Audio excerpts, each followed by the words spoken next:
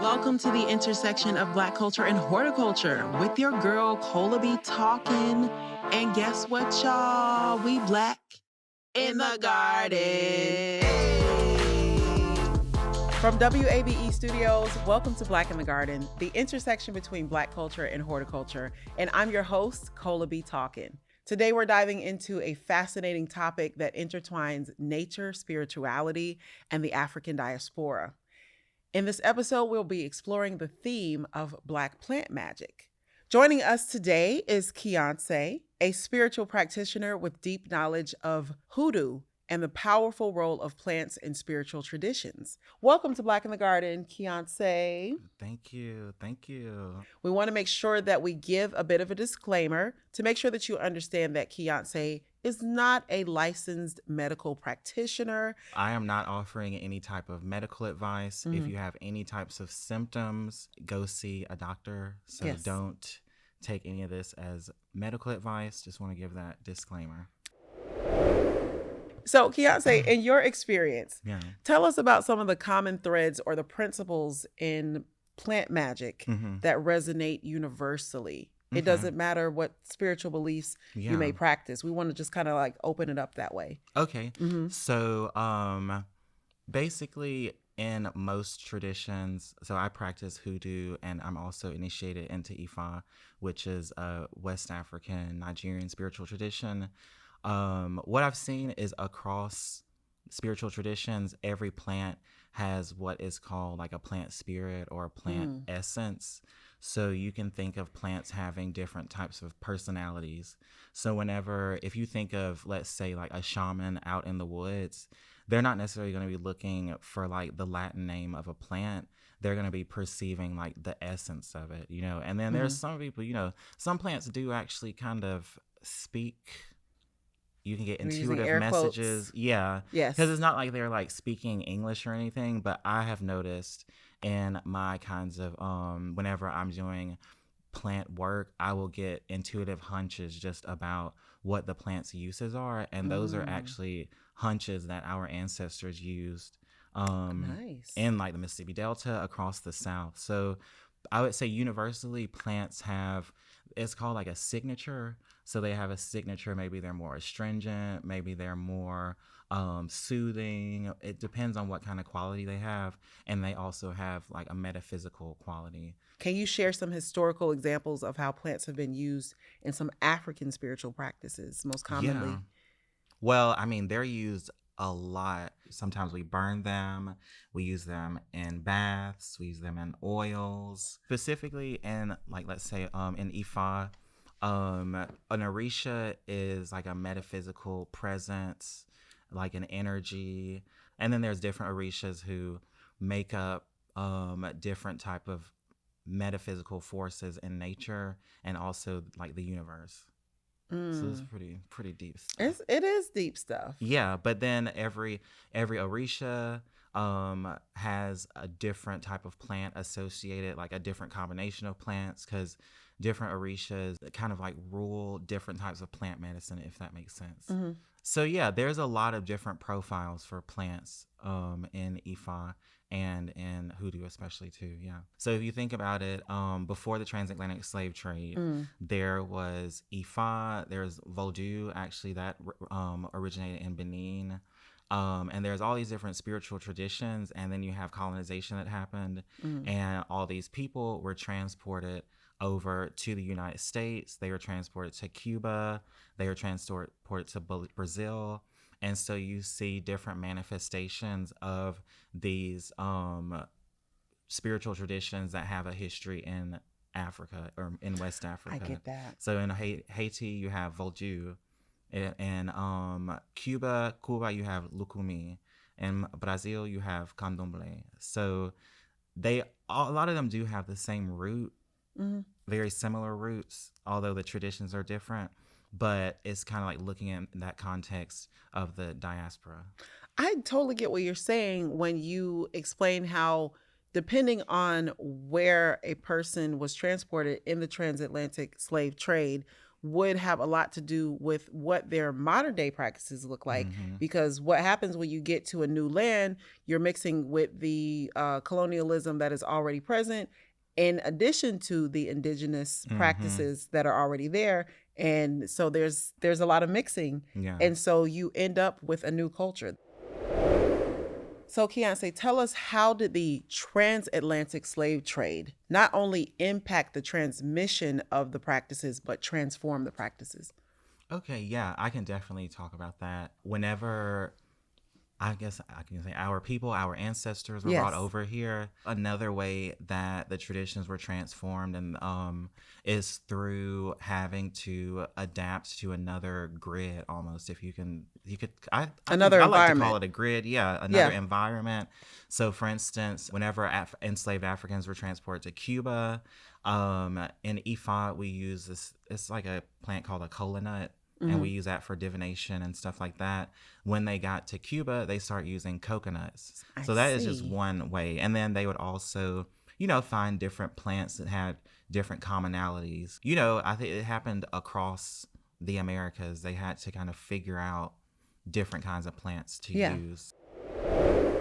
Misconceptions, unfortunately, can be the reason why perhaps when you tell people what you do, some people what you do, that they may respond to you in a funny or even a rude way. Tell us about some misconceptions about plant magic and hoodoo that you would like to address. That is the devil.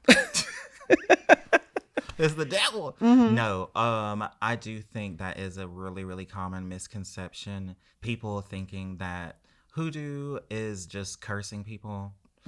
Which is not. And then, I mean, of course, there are different like malevolent ways to use plants and stuff like that. But honestly, that's not even really the focus. So that is a common misconception. So let's make sure that we establish a baseline for the definition of hoodoo. And in the light of voodoo, just to make sure that we are making the appropriate distinctions. Yes. So Hoodoo, Hoodoo, is a spiritual system that was created by African Americans, Black people in the U.S. A lot of people tried to play it like it's just a bag of tricks. Come on down, baby, to the French quarters. We're gonna get you, man. Baby. Come on now. It's more than that. It's like, for me, hoodoo has really been a way for me to reconcile a lot of differences in my family and also consider my ancestors.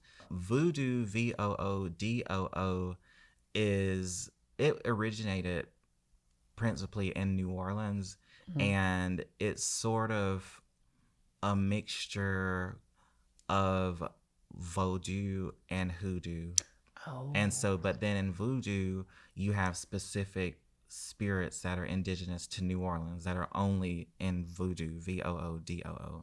We needed to make that distinction clear, because like it's only a letter difference. So I'm thinking about like plant miracles, right? How can plant miracles inspire people of various beliefs to explore the magic and wonder of nature? Yeah. So, I mean, I think it's simple. So I actually make oils out of plants that I grow, and then I might, get some plants from some people that I know. But it could be as simple as starting with rosemary, like starting out with a seed, and then learning about the metaphysical properties of the rosemary, and then literally you just get these hunches about what to do with the rosemary. So you can, you can use rosemary oil for cuts. You can use rosemary oil in baths. So honestly, I think it's about kind of like starting small and building a relationship. And I think that is how a lot of people discover just different kinds of miracles. In the present day, in the history of practitioners growing plants, can you talk a little bit about the connection between them growing their own plants and how that maybe elevates the experience that they're having with their practice? Yeah. And again, you can, of course, get organic plants, dried plants and stuff like that. But I have found that there is just kind of something special about like taking care of the plant. And then whenever you grow I guess I just keep saying rosemary because I love rosemary. I just like to. Yeah, smells great. Yeah, it smells great, and it just has so many uses in hoodoo. It is an elevated experience. And then when you like make your own oil from that plant, you take the time to dry the leaves. You take the time to, sometimes it takes about a month to make oils. Because the I did not know plants that. has to sit. You go and shake it up. I do prayers over my oils whenever I sell them. That's why I only sell them every blue moon, because it's a lot that goes into it. Yeah. But there's just something to be said about that. And a lot of people speak to their plants. So for instance, if I'm growing some rosemary and I'm like, I want to work with you in my baths. I want to work with you to relieve stress, and also to de-stress, and then also just to get more in tune spiritually. And then some people are even, they will even be like, can I take a clip? And they'll wait to get a dream from the plant. And they have that kind of relationship. Yeah. So there's a range to it. A There's range. different I've ways. had plants speak to me in dreams before. Help me understand what that looks or sounds like. Sometimes it's been an ancestor who I see working with, let's say sage. Yeah, cedar grass is really big in Mississippi. So they're working with the cedar grass. I see them with the water, making a bath of it. And then I wake up and I'm like, cedar grass. Okay. Sage.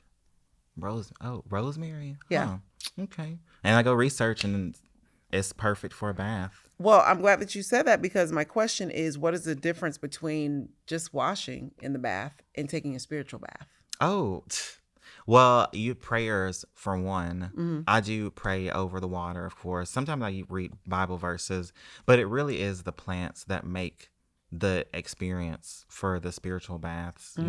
For instance, for me, I literally sometimes have paralyzing anxiety. And so I will do a prayer to the chamomile plant, whatever kinds of plants I'm using in my bath. I will do an intentional prayer over them. And then while I'm sitting in the bath, I have different binaural beats going. So it's also just about the environment. I'll light some tea lights and put in some different kinds of oils. I have a hyssop oil that I use also. I just have it by my bath. Yeah. This is good.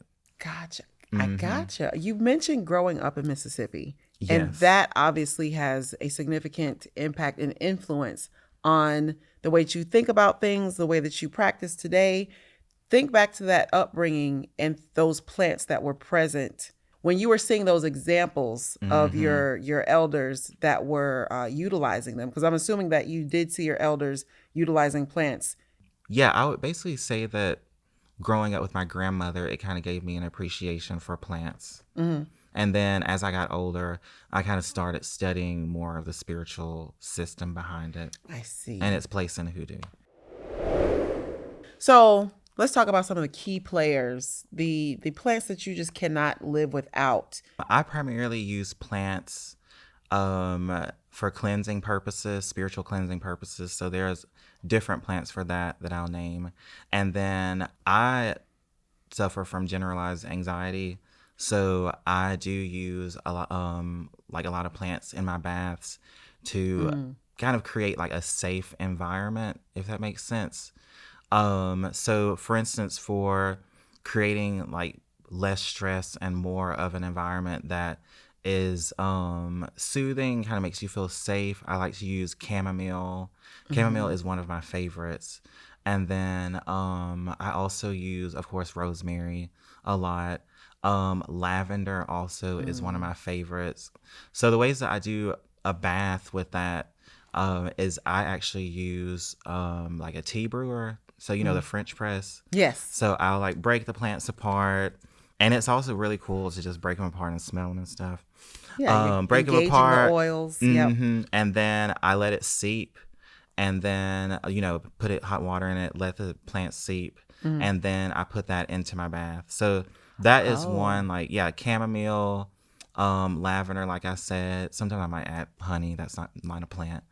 And then for spiritual cleansings, there's different levels of plants that I like to use. Sage is a very light cleansing plant, but I don't know. Have you ever heard of agrimony? I've heard that word before, but I Yeah. don't know if I knew that was a plant. Yeah, it is. I actually get it dried. Okay. And that is for like very like heavy cleansing. So if you feel like you've been out, you know how like you're around, let's say like a couple that's really toxic and they just keep arguing and They just just biting at yelling, each other. just mad. And then you leave and you're just kind of like, "Ugh, It's on you. I don't want this energy." Yes. Yeah, you use agrimony, and hyssop is actually a really big plant that is actually talked about in the Bible for its cleansing purposes. So agrimony, hyssop, I love those two. Those two are like a power duo. And then for like skin, again, rosemary is great. I love making a rosemary and basil bath. That is really great for skin. Sounds tasty too. Yeah. To me, Yeah, I'm you mean weird. like a snack in the bath. But yeah, I like to use plants in that way. And then specifically, if I'm going to do more like skin regimen stuff, again, this is not medical advice because everyone has different Needs. Some Yeah. people are allergic to different stuff, but I do like to use grapeseed oil, and then just make sure that the plants are organic. I actually like to use like hibiscus before I'm going out. If I want to be kind of charismatic and kind of smell really good and kind of like charming, I will do that on a Hibiscus. full moon. Yes. Oh, So use okay. hibiscus and like hibiscus, roses. You can put lavender in there too. But I love hibiscus for like full moon, like self-love kind of rituals. Okay, is there a specific thing about the rose or the hibiscus that makes it more effective? It's generally more associated with like charisma, kind of like chamomile. It's associated with like charisma, love, sex. You can say Sex. sex. This is a grown-up I'm show. a Christian. I'm kidding. No. Sexual relations, that kind of stuff. Yeah. Yeah, no, those are all aspects of us living our lives. So these are things that somebody might need to know. So Yeah, don't so shy away. hibiscus is great. Full moon, make a hibiscus bath. And it's also very healing, period. You are a hoodoo practitioner specifically, and I know that you very likely have a favorite kind of like holiday or time of year. So can you tell us a little bit about that ritual or that day? Yeah, sure. So, October Halloween is actually Day of the Dead. So, Halloween is seen as the day when there's a little bit more of less of like a barrier between The the veil. supernatural and the real world. So it's kind of funny because this exists in Mexico also, Dia de los Muertos, but it's Day of the Dead. And so Halloween is a really big time for hoodoo practitioners to do ancestor reverence. And there's a lot of plants that are sacred for opening ceremony when you're doing ancestor reverence. For me, I try to use less sage. So whenever plants get popular, a lot of people go and buy them, It gets and then absurd. they go extinct. And there's actual native populations that use sage for their rituals that have been going on for like thousands of years. So for me, unless it's like a sage plant that I am growing myself Yeah. from seeds that are not endangered or something like that. Ethically. Yeah, ethically. Yes. I do prefer to use like cedar. You can use sweetgrass for opening up these kinds of rituals, because sweetgrass is also something that our ancestors were around just all the time, being outside. So I like to use those plants to like open the ceremony. And then especially with my grandmother, I do a lot. I'll burn like lavender for her and chamomile. I also like marigolds a lot. So those are a remnant of Dia de los Muertos in Mexico, but I lived in Mexico for like a long time. We're going to do word association, right? So I want you to tell me what plant you associate with the word that I'm going to say to you. Okay, Protection. definitely hyssop. I think the reason it resonates is just because I hear sermons, like a sermon, a preacher, and hyssop. and you clean them with the hyssop. So that is, I just hear that like growing up in the Yes. church. You was convicted. Beyond convicted. It's Yes. Shabbat. What about wisdom? Which plant symbolizes wisdom in your practice? Oh my God. Ferns.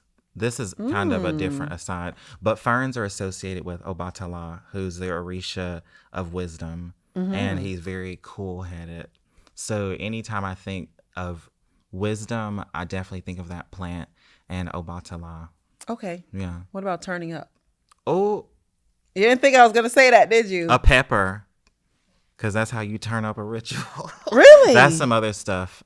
It's a little too much. That's Just too a deep. little. That's how you turn up. But Let's if you're leave trying it to there. do some hot stuff, Okay. or you can, for sexual stuff, you can use that What kind of pepper? pepper. I'm single. Cayenne. Don't make it too hot though. you know. What about healing? Again, rosemary, and then basil also. I love basil. Transformation. Oh wow. Eucalyptus. So I think eucalyptus and like spearmint are kind of like wiping the slate clean. They're very like astringent, you know. So spiritually they're really great for just like wiping things away. And if you're kind of, you know, when you're going through kind of a cocoon period, there's parts of yourself that you kind of have to accept that you're not so proud of. But you're kind of like, oh, I need to kind of process this energy and leave it behind a little bit. Okay. So I love spearmint and eucalyptus. Yeah. Beyonce. Oh, what? Yeah. Oh, Beyonce. I just wanted to see what you would say. Definitely roses, I feel like. Okay. Maybe chamomile because they're yellow. I'm thinking more chamomile because chamomile has a very soothing kind of like smell, and she's very Venusian almost, if that makes sense. So she's like alluring. What plant do you associate with harmony? Harmony. Yes. Oh my God, definitely I feel like roses. Because it's kind of like what people give, you know, in loving relationships. Also, I think of limpias de rosas. So whenever you clean with the roses, that can also bring more like harmonious energy to you. So if people get rose cleanses a lot, this is done in Mexico a lot, but they do those just to like break bad luck streaks, or if they feel like there's just something going on and they can't shake the energy. Okay. Roses are really good. So it's good for harmonious energy. Okay. Thank you for sharing. I got two more. Okay. Death and then the opposite. But death first. Death. I think of the peony plant. That's a shocker. Why? It's associated with Eshu and Ifa. So, and he goes between the realms. Oh, okay. Now what about rebirth? Rebirth. Wow. I think white roses. I don't know why. Just white. Yeah, white roses. Well, we intuit that's one of the parts of the practice is just intuitively white roses is with what coconut, came up. yeah. Yes. White roses, coconut, coconut milk. Gotcha. So I really appreciate you having some fun with me on that segment. Yes. We hope that you came into this conversation and remain in this conversation with an open mind. And remember, the magic of plants exists not only in rituals, but also in everyday moments of connection with nature.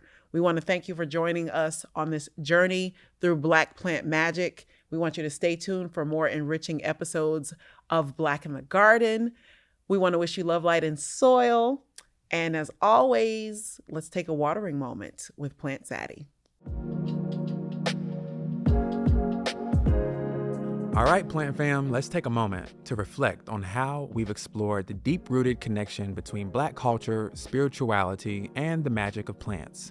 There's a lesson here for each of us. So, plants have always held a sacred space in our history, whether it's for healing, protection, or transformation. In the same way, our lives are filled with seasons of growth, reflection, and renewal.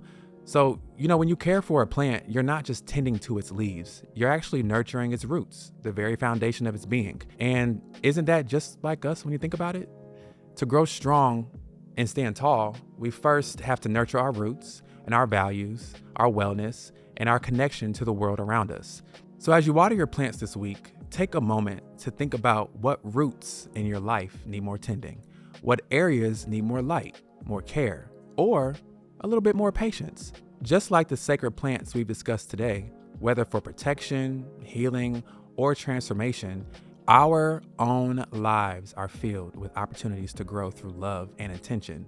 So remember, whether you're practicing the ancient magic of plants or simply enjoying their presence in your space, you are a part of something bigger, a natural rhythm that has existed for generations and generations. And now it's your time.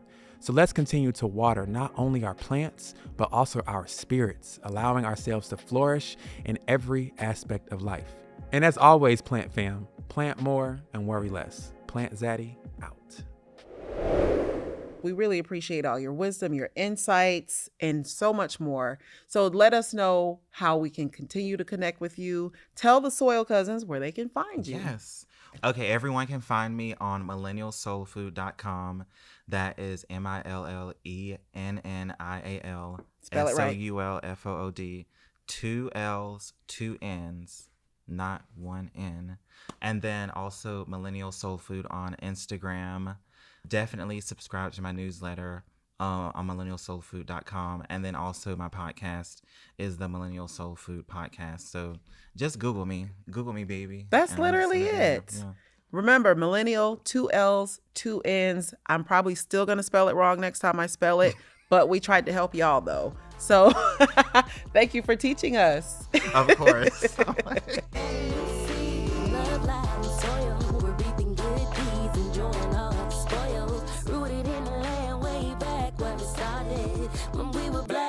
Black in the garden. Black like the root of my hair, from the top of my head to the soles of my feet. Hey, yeah, black like the root of my hair. I'ma go what I eat in the garden where I be, yeah. W.